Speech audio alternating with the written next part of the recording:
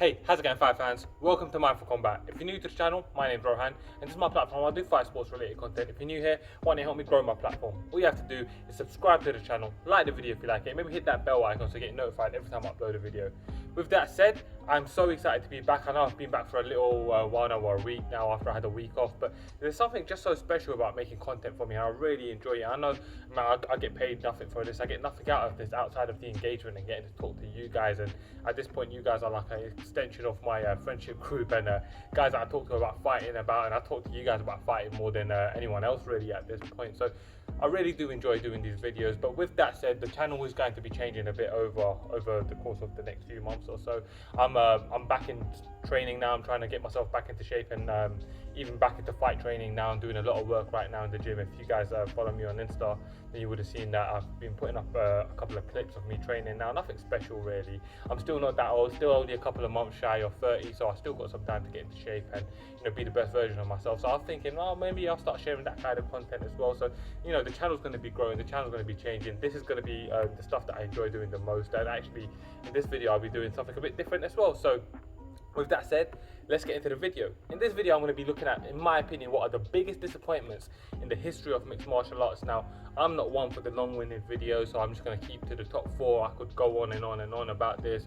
Some, you know, notable key events that was super disappointing in the world of mixed martial arts that, you know, I won't be bringing up as key factors in my top four. In this would be stuff like, for example, TJ Grant, who was on a 5-fight win streak, 5-0 as a lightweight, had just knocked out Gray Maynard, who was, you know, a top contender at the time, had only lost to Frankie Edgar, and he was on a 5-fight win streak, like I said, and then he had a huge concussion and was unable to fight. That was obviously heartbreaking. There's been tons of fighters like that that just never panned out. Obviously the Fedor and Emelianenko, Josh Barnett fight falling through in Affliction back in the day, that's a huge disappointment for me. So there's tons throughout the history of mixed martial arts. When you followed MMA the way I have, there's huge disappointments that, but there's four in particular that when I think about, even in this day and age, just, you know, hurt me in the gut. So I thought I'd make a video talking about that right now, and, you know, diversify my content from the breakdowns a bit as well. So without further ado, let's get into number one. Well, number four even. At number four, I've got Mirko Cro Cop losing to Gabriel Gonzaga. Now, this was a bitter loss for me personally. Growing up, I was always a huge fan of both UFC and Pride. I've never really cared about the promotion or association. I just cared about the fights. I cared about watching the fighters compete in it. All the rest, obviously, that doesn't stand. If an organization wants to recruit me to be an analyst, of course I care about the promotion, but I'm talking about as a fan.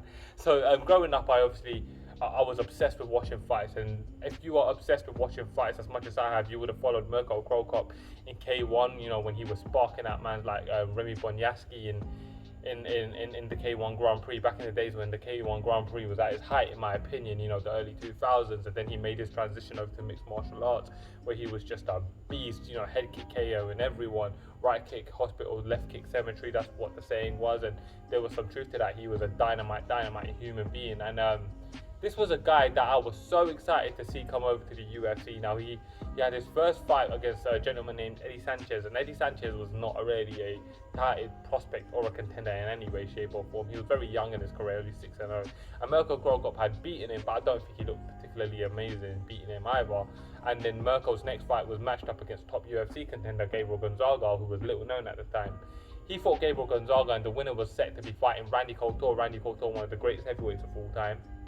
And Randy Couture had obviously just gotten his huge, incredible win over Tim Sylvia to win the heavyweight title back, and he was sat there waiting. And a fight between Mirko Cro Cop and Randy Couture in the mid-2000s would probably have been the biggest fight of all time at that point. It was going to be incredible. Randy was a superstar, Mirko was a superstar, and all he had to do was to make a statement and take out Gabriel Gonzaga. Unfortunately, it weren't to be. Gabriel Gonzaga had other plans, and he really put the hurt on Mirko Cro Cop and KO'd him with his own trademark head kick, which just left Mirko out cold on the canvas with his knees bent and eyes rolled back into the back of his head, and it was just one of the worst things I've ever seen in my life. I felt like crying that night. I was a young kid at the time watching that. My gut still sort of tightens up when I think about that. It was awful, and the fact that we never got to see Randy Couture versus Mirko, and that Mirko lost to Gabriel, was all one, you know, domino chain of events that just sucks, and it was all put together by this night that I had to sit there and watch, and I had to just accept it as the truth of the sport that I loved. And man, that was bitter. That was a bitter moment, and one that I hope that no one has to really experience, although it is the truth of being a fan of mixed martial arts. So at number 4, I got Mirko Cro Cop losing to Gabriel Gonzaga. And of course, he revenged that much later in his career, but that still sucked. He had actually a pretty good end to his career, Mirko, didn't he? He retired on an 11-fight win streak, incredible, and winning the K1 Grand Prix. Anyways, without further ado, let's get into number 3. At number 3, I got the Khabib Nurmagomedov Tony Ferguson saga. What nonsense was that? So, and it's still ongoing, really. A win, and Tony's right back into the mix. But will Khabib be trying to fight him? I don't know. He wants to fight GSP if he beats Justin Gaethje, so we'll see. But this is really a disgusting saga that's played out, that has robbed us from being able to see arguably the greatest 2 lightweights of all time fighting each other. Now we have Khabib Nurmagomedov, who's the current champion at the time, and from the first time they were matched, 5 attempts ago, he was an undefeated contender, and Tony Ferguson had just started his win streak. Tony Ferguson, of course, had that historic 13-fight win streak put together that really made him stand out as well, and it was pretty incredible. May have been 12-fight win streak. I think it was 12-fight win streak actually. And these were 2 guys at the top of the game, top of the division, virtually unbeatable, would have been coming into the fight on a combined UFC 27-fight win streak at 155, which is the most stacked weight class in the history of UFC. And the fact that the fight never happened because of pullouts either side, and then COVID and everything that happened. It's just so bitter to me, the fact that we will never have seen these guys. And even if the fight does happen now, I'm not gonna lie, and I know this may make me sound like a bit of a casual, but the fact that Tony's lost now and he's not on his win streak, and we've seen him get brutally finished by Justin Gaethje, that fight had lost so much of his luster. I would still, of course, be excited to see that fight, but the fact that Tony Ferguson lost really does impact it, and it's just never going to be the same. One of these guys should have ended each other's win streaks. That's not how it's played out. It's unfortunate, and it's my number 3 biggest disappointment in the history of mixed martial arts. At number 2, I got the failure to materialize what would have been the biggest super fight in all of mixed martial arts history. That's between GSP and Anderson Silva. Now, imagine GSP and Anderson Silva fighting in their primes, when GSP, a former 2-time welterweight world champion, was on a win streak of 12 or 13 wins, had 8 title defenses. Then you got Anderson Silva, the greatest middleweight of all time, undefeated in the UFC, had over 10 title defenses. They're only 15 pounds shy of each other. And I mean, in this day and age of fighters jumping up to fight for the next title the moment they win a belt, it's very, very weird to think that Anderson Silva and GSP didn't materialize just based on how big that fight would have been. The fact that GSP then later on in his career jumped up to fight Michael Bisping for the middleweight title maybe tells you a little bit about what was going through GSP's head. Now, for my money, GSP is the greatest mixed martial artist of all time. Based on how he's handled himself, conducted himself, everything he's achieved. 3 world championships, an interim world championship, 8 defenses of the welterweight title, then jumping up and taking out Michael Bisping to win the middleweight world title, that's incredible. But the fact that he didn't jump up to fight Anderson Silva when Anderson Silva was at his peak, and when GSP was a young man at his peak as well, it's just so bitter to me, because that fight would have been so amazing. Stylistically, it was just mouth-watering. It was 2 of the best fighters that mixed martial arts I'd ever seen, and a fight between these guys in the mid-210s, that would have been fire. Well, not even the early 210s, I would say 2010, 2011, around that time. It would have been brilliant. It's so sad to me that that fight never materialized. And I was actually speaking to a subscriber on one of my threads, one of my community threads the other day, and he was saying that he's still hopeful that the fight will materialize. And yeah, it might. But for what now? At this point, Anderson Silva has lost so many fights, man. He's 2-8 or something like that in his last 10 fights. I think he hasn't had a very good run. He's 45 years old. GSP himself has had health issues and is talking about 155.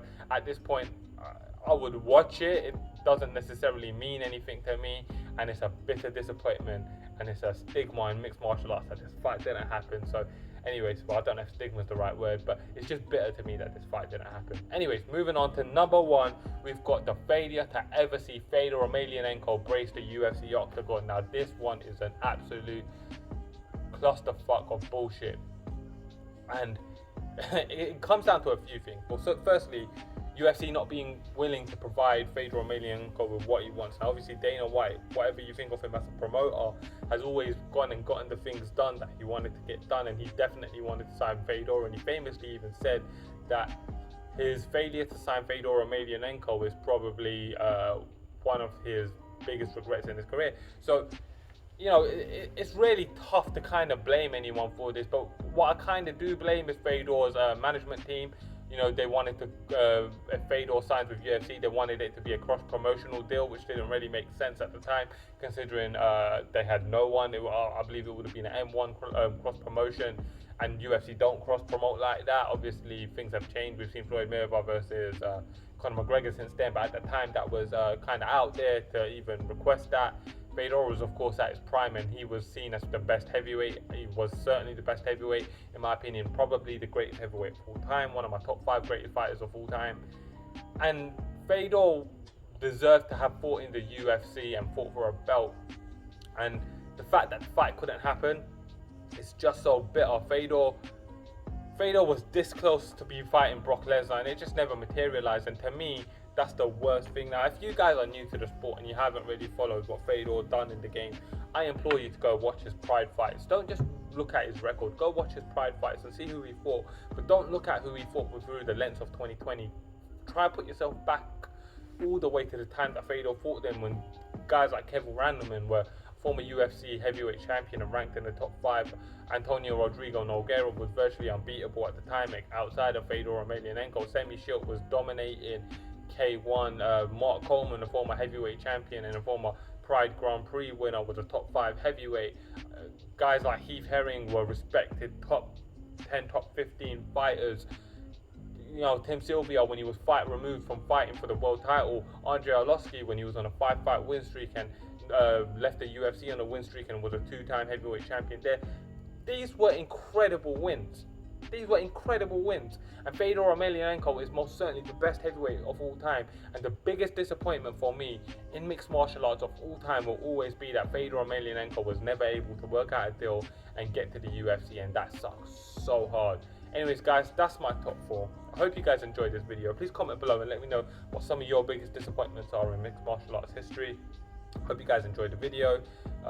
If you're new to the channel, like, subscribe, share, all that jazz.